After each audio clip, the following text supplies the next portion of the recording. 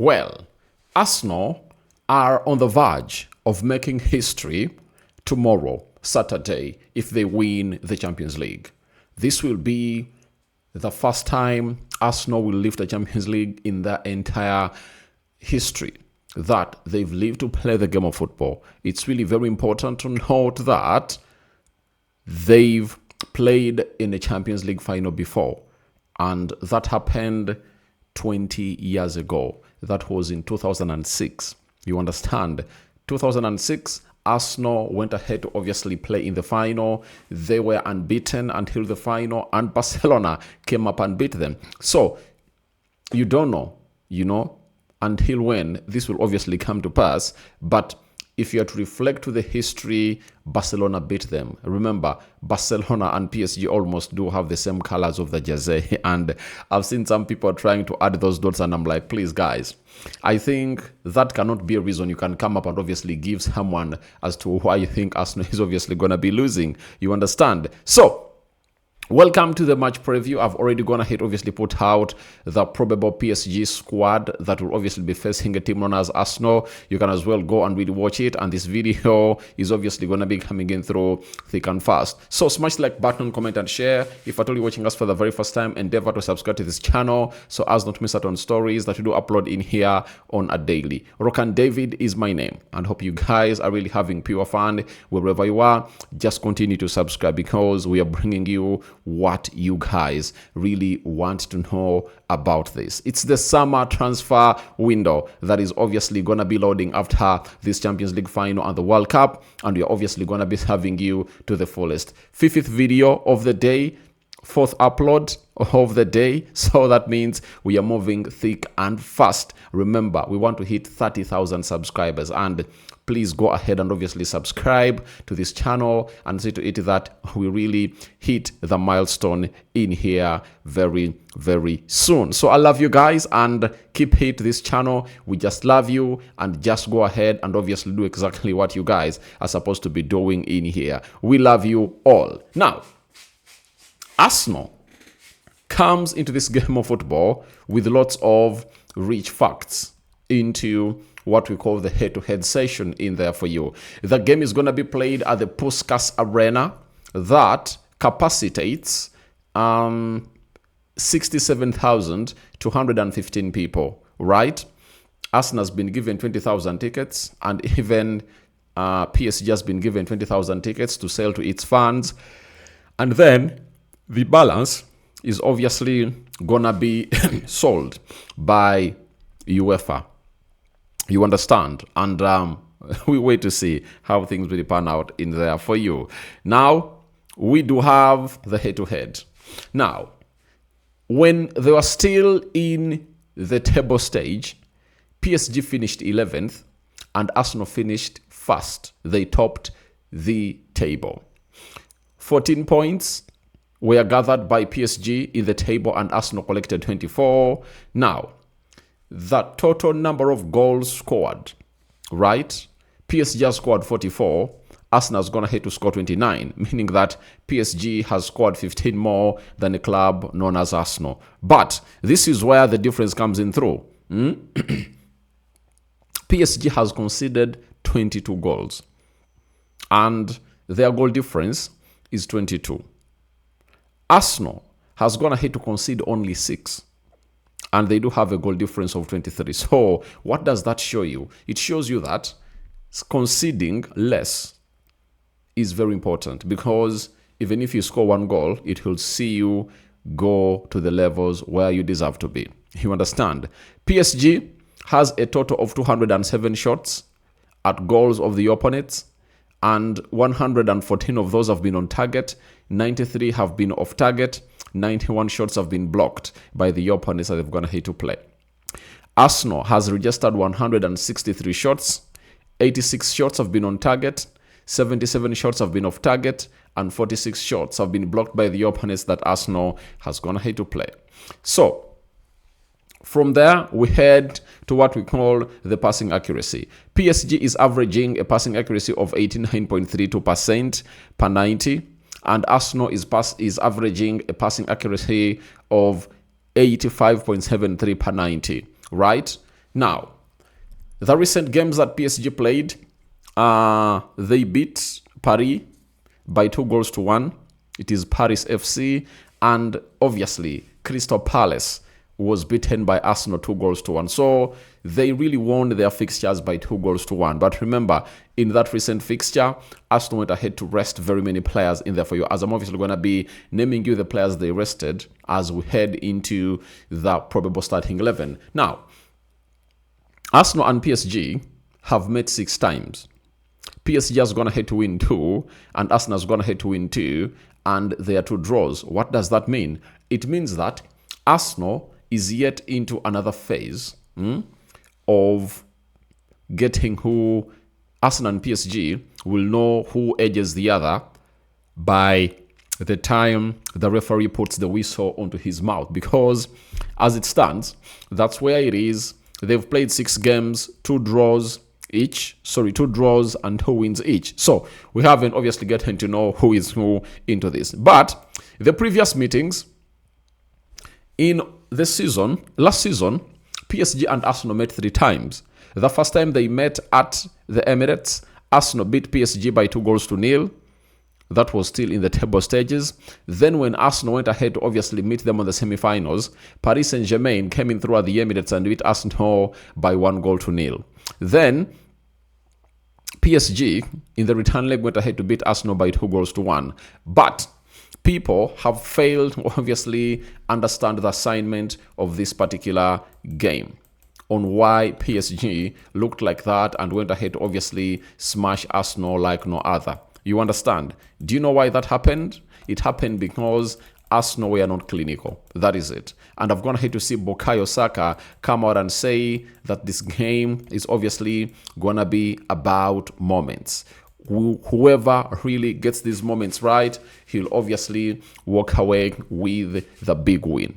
And he's 100% right. I tell you, he is 100% right because of what we've gone ahead to see in the recent past. You understand? So let's obviously head into this, right? And hope you guys are really ready for us to head into this. Now, Arsenal had very many chances in the semi-final last season, but they failed to obviously utilize them. That's what people fail to understand. And if you are a PSG fan, you should get worried that if Arsenal try to be clinical tomorrow, what will happen? Because the most attacking team in the Champions League, is facing the most defensive side in the league. So, defensive discipline, who do you put your money on? We saw some flashes of good defending when PSG was playing against Bayern. But we all know they knew to eat that they are defending for their lives, and because they had obviously gone ahead to win the first leg. But in this fixture, it's all about the one leg. It's a one-legged fixture. There is no way of really having a fallback position, meaning that for all the tactics you bring, it's a die and it's a do or die game there for you. So no other option of really having a return leg, and it's a neutral ground. You're going to be having almost the same number of fans that are obviously going to be supporting you. So there is no way you'll obviously come out and really tell people that it never happened that way because I was at home, I was away. No way. It's a neutral ground. No excuses to be given for this particular occasion in there for you. So we head to the team news, right? The team news is as follows. Ousmane Dembele and Achraf Hakimi have been past fit. You get? So, left back Nuno Mendes anticipated to shake off a thigh concern in time to make the first 11. So, but I know he's obviously going to be in here. You understand? So, we wait. But Chevalier will be missing, but Safanhov will come in through. So, for Arsenal, it's only Ben White that is missing. The rest of the players are readily available to come in through and put in a very huge shift in here altogether. So almost every team is having a fully fit squad to obviously come and challenge their opponents, that is tomorrow. So this takes us into the probable starting 11 for the side of Arsenal in there for you. The system 4-3-3, which can be a 4-2-3-1 also, depending on what plan the manager really has. So when you look at Arsenal in goal, it's obviously going to be David Raya. Remember, when Arsenal was playing over the weekend on Sunday, they rested almost every player. David Raya was rested. Gabriel Magalhaes, Saliba, Declan Rice, Martin Odegaard, Saka, Gyökeres, Trossard, Belechi Eze, Martin Odegaard. Very many players were really rested, you understand. But they are rested for this occasion. And here they come to obviously put in a very huge shift altogether and see what your thoughts are. Now, we obviously head to the right back. Timber has been past fit. In the pre-match press conference, Mikel Arteta has come out and said that Timber is ready to start, and he's really fit. Even Noni Madueke is also fit to start. Remember, he was taken off in the game of Crystal Palace, and they said it was a precaution. You understand. Then left back, I think it's going to be Ricardo Carafiori. That is it. Ricardo Carafiori will come in through, and he was one of those players that was rested too into that particular fixture. You understand, when Arsenal was playing a team known as Crystal Palace. Right-sided centre-back, William Saliba, no doubt about it. Left-sided centre-back, it's really going to be Gabriel Magalhaes, So that is the back five for the club of Arsenal, and everyone is really anticipative for that. If at all those players are fit, I think the manager will name that back five as you see it. So let's get into the CDM. I see Declan Rice being planted as a CDM in there.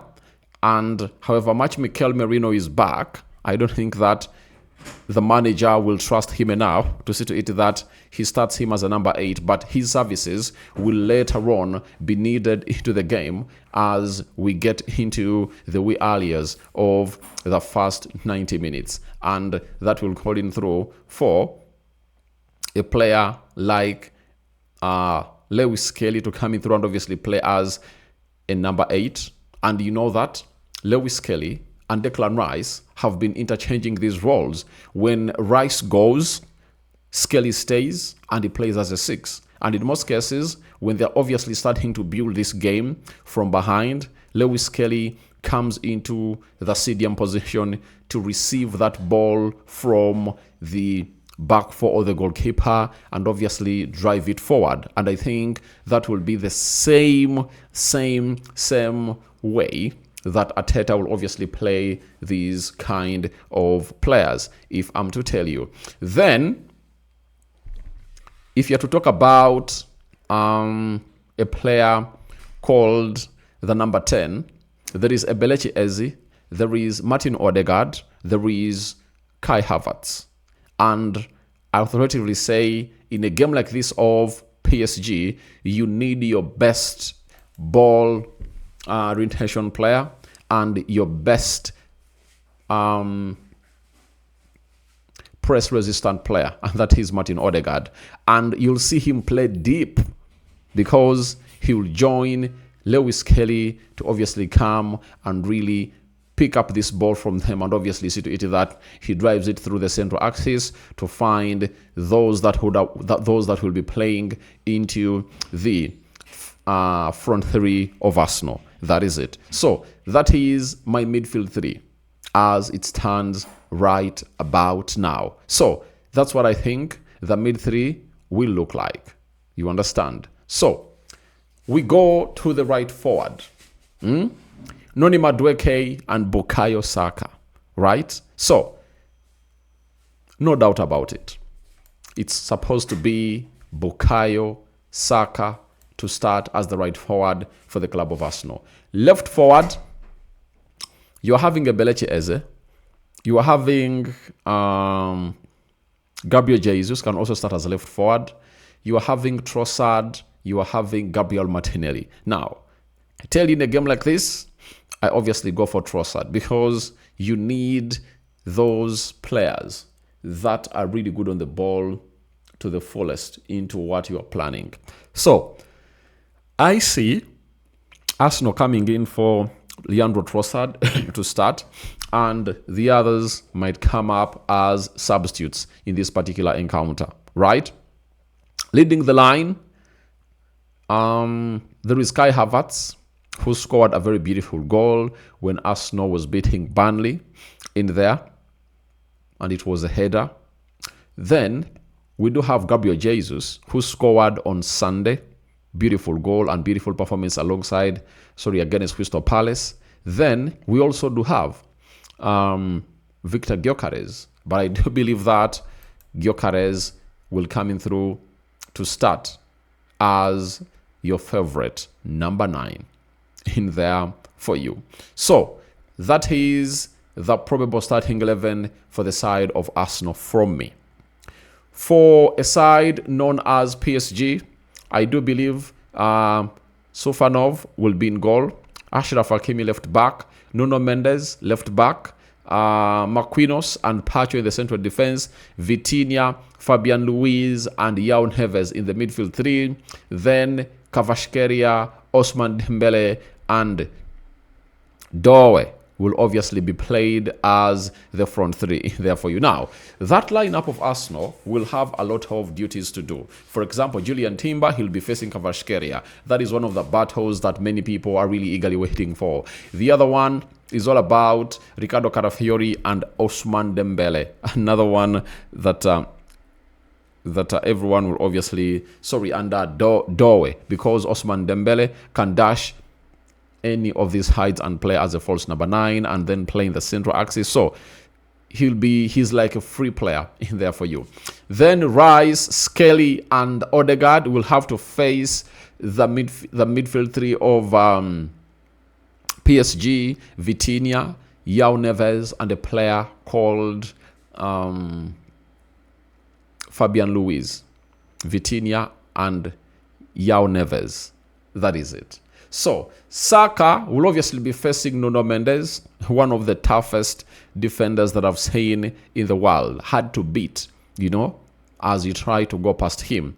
I think Olise tried to obviously tear him apart in there for you. Then, Leandro Trossard will be going against Achraf Hakimi. And Gyökeres will obviously be facing a centre-back pairing of 1. Pacho, and 2, Marquinhos. So, Ousmane Dembele will test the wrath of the best central defense in club football. That is Gabriel Magalhaes and William Saliba.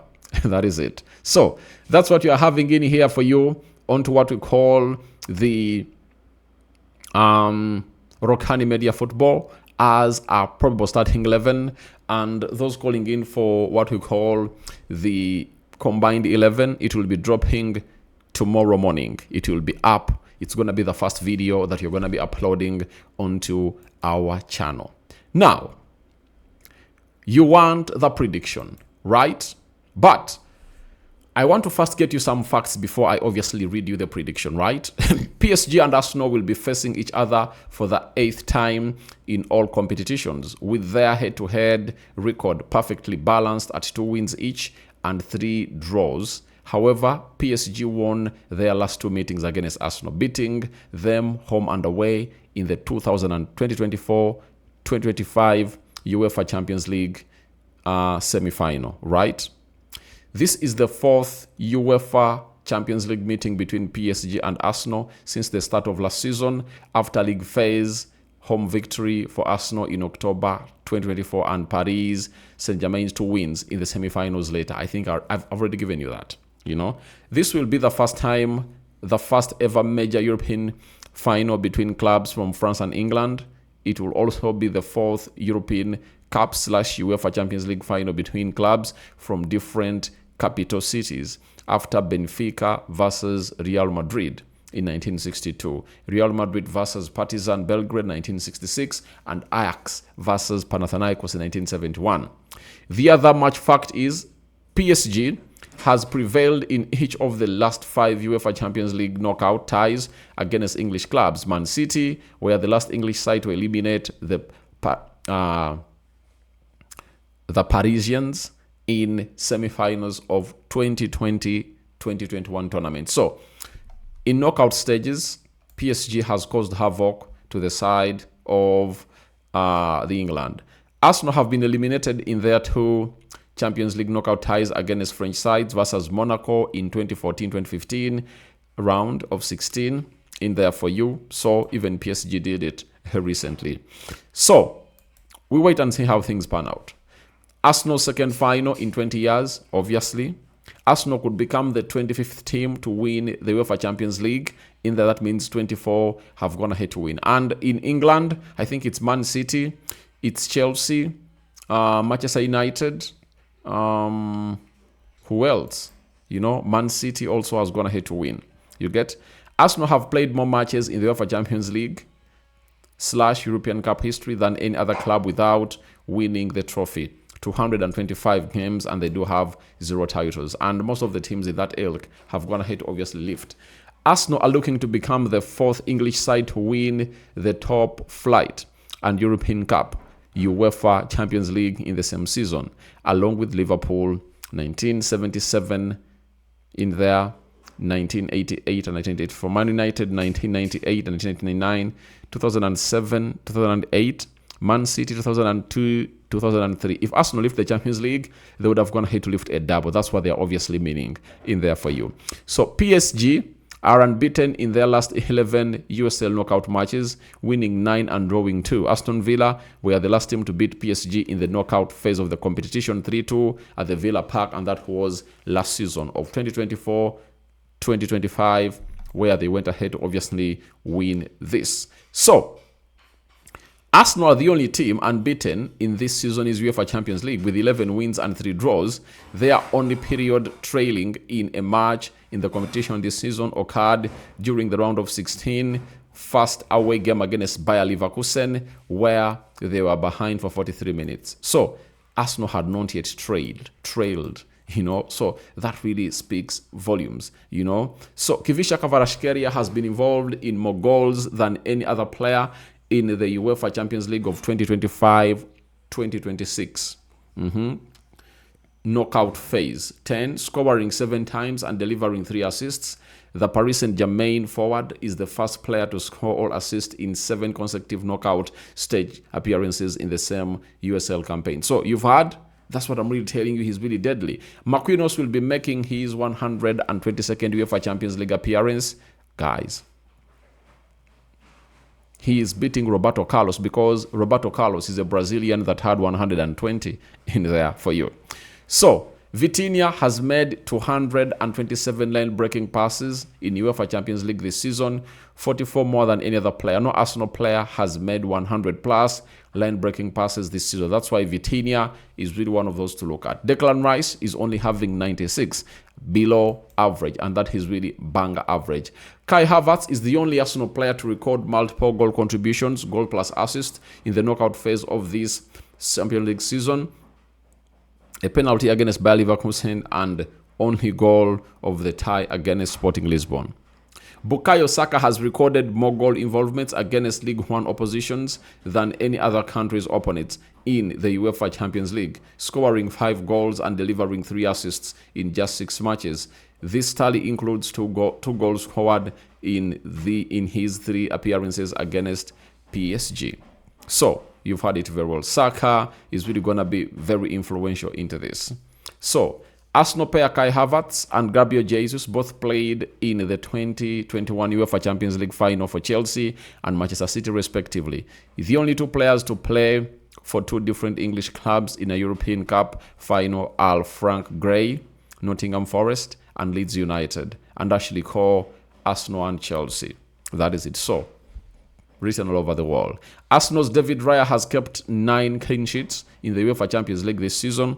No goalkeeper has ever recorded 10 shoutouts in a single campaign. So, if he keeps a clean sheet tomorrow, he'll be the first goalkeeper to obviously keep those 10 clean sheets. No goalkeeper has gone ahead to keep them. So, that is it all about the UEFA Champions League. So, this will be Luis Enrique's third UEFA Champions League final as a manager, having previously led both Barcelona and Paris Saint-Germain to the title in 2015 and 2025 respectively. His win rate is at 64%, is the best of any manager with 50-plus matches in the UEFA Champions League history. So, he has won a lot, you know. He has won a lot. Every final he has been in, he has won it. And for Mikel Arteta, you know very well, he has not featured in any of the finals in here. Now, the question is, what's your prediction? 2-1 win, Arsenal. That is it. That's my prediction, guys. 2-1 win for the club of Arsenal. And see you when you see me. I'm out.